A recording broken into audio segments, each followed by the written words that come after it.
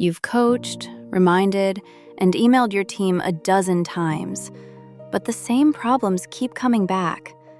It's tempting to think you just need better people, but what if the real issue is the way the work is designed? Today we'll talk about moving from how do I push my people harder to how do I design a system where ordinary people can do great work on an ordinary day?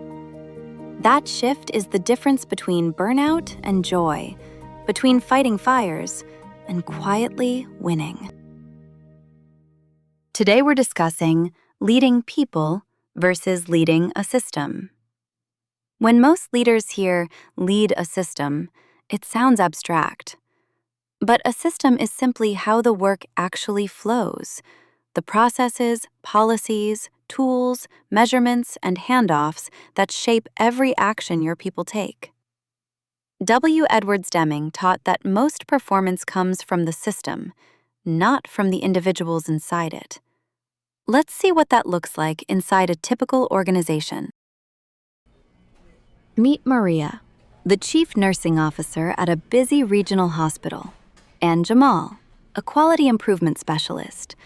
For months, Maria has been hammered with reports: medication errors at discharge, frustrated patients, exhausted nurses.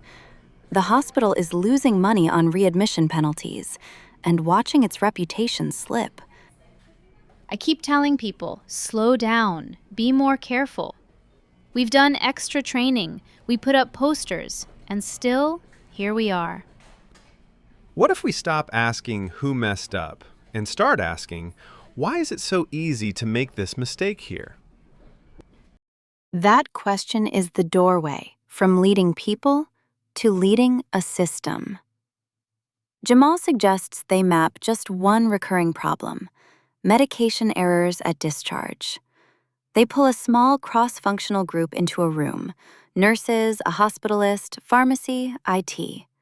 Together, they walk through an actual discharge, step by step. The picture is messy: 17 separate steps, 3 software systems that don't talk to each other, discharge instructions copied and pasted between screens, pharmacy hours that don't match peak discharge times, and 2 different performance metrics quietly pulling in opposite directions. Nurses are praised for moving patients out quickly, while physicians are scolded if documentation isn't perfect.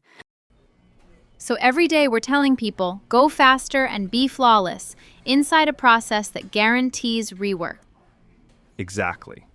Deming wrote, "Everyone doing his best is not the answer. The real question is whether the system even makes best possible." Together, the team runs a series of small experiments, PDSA cycles. First, they standardize the discharge checklist so that nurses, doctors, and pharmacy are looking at the same list in the same order. Then, they adjust scheduling so that a pharmacist is explicitly available for discharge consults during the busiest hours. IT creates a single medication summary view so no one has to copy and paste between systems. Let's not ask people to remember one more thing. Let's change the work so the right thing is the easy thing. Within a few weeks, Maria notices incident reviews changing. There are still exceptions, but the patterns have shifted. You know what's strange? We're not seeing careless nurse in these cases anymore. We're seeing the new checklist caught an issue before discharge. They didn't fix the nurses.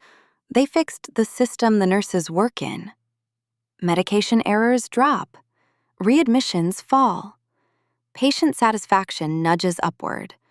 Turnover among experienced nurses slows. The hospital's position improves, not because they found better people, but because they designed better work. That is the heart of leading a system. Understanding that your true product isn't just a service line or a specialty. It's the way the work works. And in healthcare, that system is literally life-critical. So what can you take from Maria and Jamal? First, Start with a recurring problem and assume the system, not the people, is the primary suspect. If the same issue appears across shifts or teams, it's almost certainly designed in. Second, get close to the flow of work. Maria didn't solve this from a dashboard. She sat with the people who were inside the process and listened to where the work actually fights them.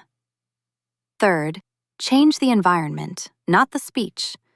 New posters and accountability conversations rarely change outcomes for long. New checklists, new information flows, and better alignment of measures do. And remember, leading a system is a competitive advantage.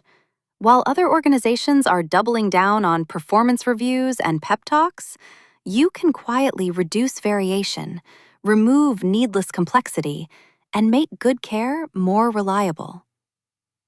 As you head back into your own organization, notice where you're trying to squeeze more effort out of tired people instead of redesigning the system they're stuck in. Ask, if this keeps happening, what in our setup almost guarantees it? Bring a small group together and experiment on the work, not on their willpower. Because in the end, your people don't want to fail. They want to go home feeling that their work mattered and that it was possible to do it well, not just on the best days, but on an ordinary day with all its interruptions and surprises. When you lead the system, you give them that chance. You replace blame with curiosity, pressure with clarity, and constant firefighting with steady progress.